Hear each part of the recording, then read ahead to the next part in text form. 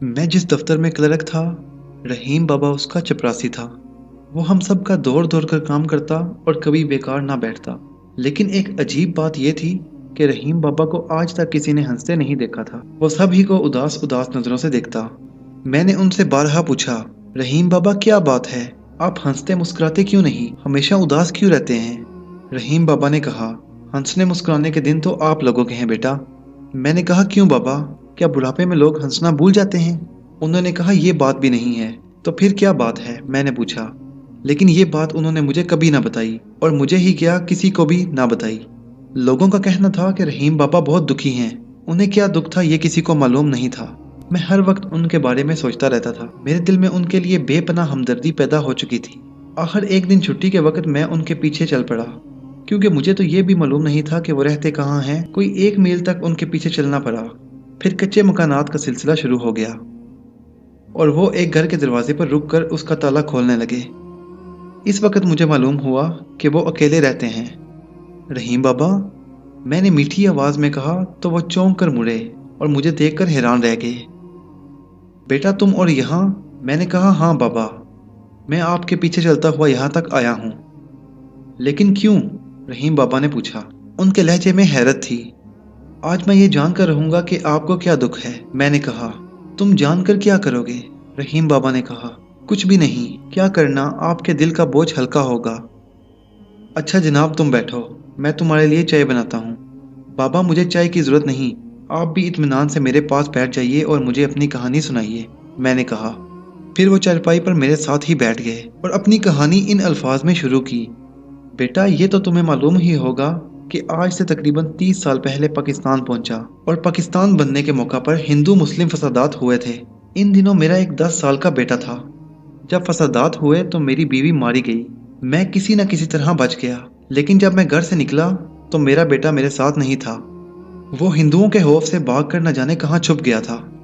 मैंने चाहा कि मैं वहीं रुक जाऊं, लेकिन मेरे मोहल्ले वाले मुझे जबरदस्ती अपने साथ ही ले आए और मैं पाकिस्तान आ गया। आज 30 साल हो गए। मेरी आंखों के सामने मेरे बेटे की तस्वीर आज तक घूमती है। वो मुझे हर वक्त याद आता रहता है। अगर वो मर गया होता तो मुझे कभी का चैन आ गया होता। अब खुदा जाने वो कहाँ होगा, किस हाल में होगा, जिंदा भी है या नहीं। इसीलिए मेरे दिल को भी किसी तरह करार नहीं। ये कहकर वो खामोश हो गए। उनकी आंखों से आंसू बहने लगे। मैंने उनसे पूछा, आप हिंदुस्तान कहाँ रहते थे? उन्होंने कहा, दिल्ली में, बादशाही मस्जिद के पीछे। आपके बेटे का नाम क्या था? उन्होंने बताया, फिरोज दीन।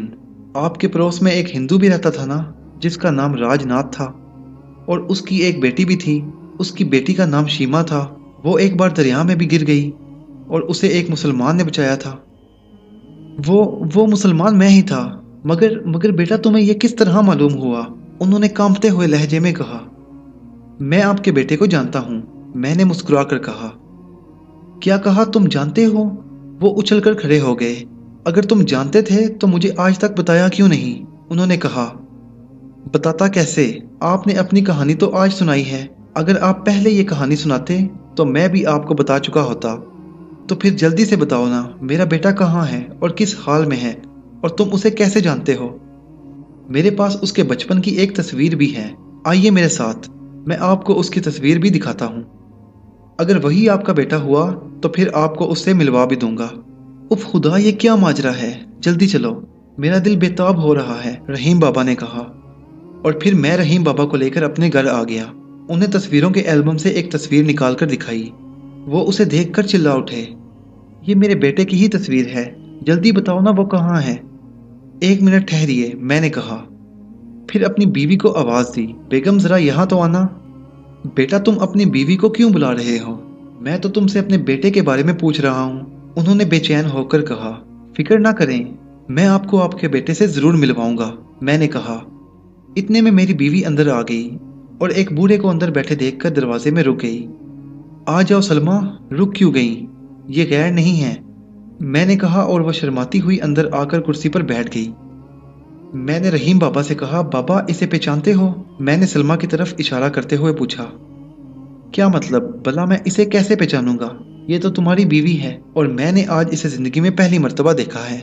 बाबा, ये शीमा है, जिसे तुमने दरिया में डूबने से बचाया था, तुम्हारे पड़ोसी रामनाथ की बेटी है।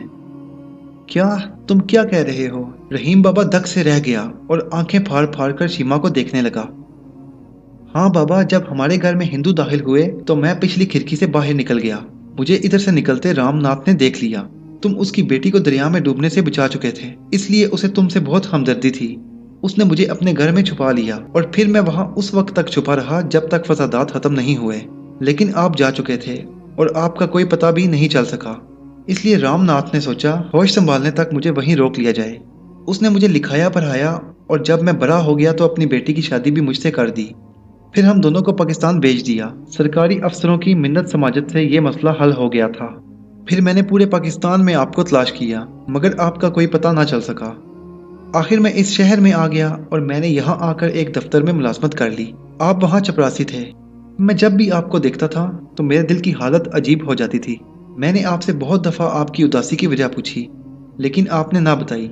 हालांकि आपको तो चाहिए था हर उस आदमी को अपनी कहानी सुनाते जो सुनना चाहता था। इस तरह लोगों को पता चलता रहता। लेकिन आप शायद लोगों को दुखी करना पसंद नहीं करते थे। आप अपने गम को सीने में छुपा के रखे रहे। मैं तो ये कहूँगा कि खुदा की मर्जी इसी तरह थी। तो बाबा, आपका बेटा फिरोज दीन आपके सामने और ये है आपकी बहू। अब इसका नाम सलमा है और खुदा की मेहरबानी से ये भी मुसलमान हो चुकी है। और ये सब सिला है आपकी नेकी का, जो आपने सलमा को दरिया में डूबने से बचाकर की थी। अगर आप एक हिंदू की बेटी को हिंदू ख्याल करते हुए डूबने देते तो आपको आज आपका बेटा भी ना मिलता। अल्लाह ताला किसी की नेकी को रायगा नहीं जाने देता। ये कहकर मैं खामोश हो गया। मेरी आंखों में खुशी के आंसू छलक आए। फिर मैं उठा और इनसे लिपट गया, जो 30 साल तक मेरी याद में रोते रहे। आंसू तो अब भी आंखों से बह रहे थे, लेकिन ये आंसू खुशी के थे। सलमा की आंखों में भी आंसू थे। बाबा मुझसे अलग होकर सलमा से लिपट गए और इसके सर पर हाथ फेरने लगे। और मैं रामनाथ के मुतलिक सोचने लगा, दूसरे मजहब के भी कुछ लोग इतने अच्छे हो सकते हैं, शायद कोई सोच भी नहीं सकता। लेकिन ये एक बहुत बड़ी हकीकत है जिसे कोई जुटला नहीं सकता।